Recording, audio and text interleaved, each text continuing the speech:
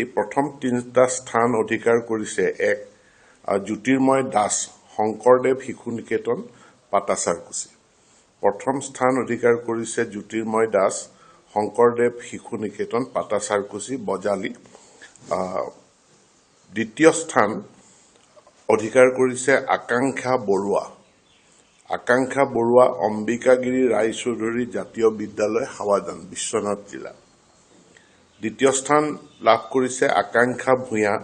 অম্বিকাগিৰি ৰায়চৌধুৰী জাতীয় বিদ্যালয় হাৱাজান বিশ্বনাথ জিলা তৃতীয় স্থানত দুগৰাকী আছে তৃতীয় স্থানত আছে জিয়া ফাৰাহ ইছলাম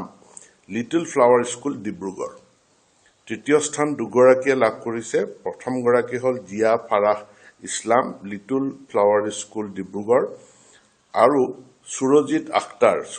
আখতাৰ তেওঁ লিটল ফ্লাৱাৰ স্কুল নলবাৰী এই তিনিটা স্থান